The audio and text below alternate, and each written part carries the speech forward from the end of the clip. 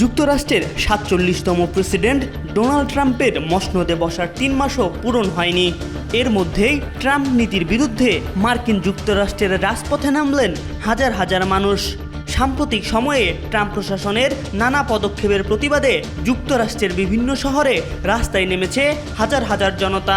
স্থানীয় সময় শনিবার রাজধানী ওয়াশিংটন ডিসি, নিউ ইয়র্ক এবং শিকাগো সহ বড় বড় শহরগুলোতে বিক্ষোভ হয়েছে।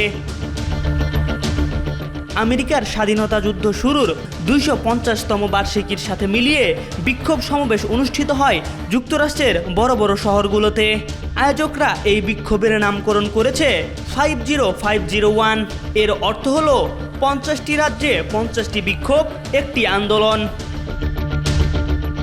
আমেরিকার প্রেসিডেন্ট পদে বসেই একের পর এক বিতর্কিত সিদ্ধান্ত নিয়েছেন ট্রাম্প।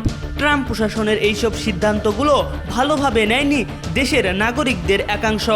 মূলত ট্রাম্প প্রশাসনের অভিবাসন নীতি, সরকারি চাকরি থেকে ছাঁটাই, তৃতীয় লিঙ্গ বা রূপান্তরকামীদের স্বীকৃতি না দেওয়া এবং গাজা ও ইউক্রেন নীতির বিরোধিতায় বিক্ষোভ দেখিয়েছেন মার্কিন নাগরিকরা। এমনকি হোয়াইট হাউসের সামনেও স্লোগান ও প্ল্যাকার্ড নিয়ে প্রতিবাদ জানিয়েছেন তারা। অনেক বিক্ষোভকারীদেরকে ফিলিস্তিনের পতাকা গলায় জড়াতে দেখা গেছে। তারা ফিলিস্তিনিদের নির্বিচারে হত্যার প্রতিবাদ জানান। অনেকেই ফ্রি প্যালেস্টাইন বলে স্লোগানও দেন। অনেককে আবার ইউক্রেনের পতাকা বহন করতেও দেখা গেছে। তারা রাশিয়ার প্রেসিডেন্ট ভ্লাদিমির পুতিনের প্রতি আরও কঠোর হতে ওয়াশিংটনের প্রতি আহ্বান জানান।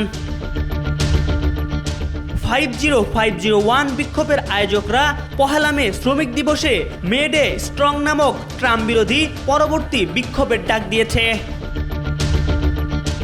MR আকাশ, আজকাল।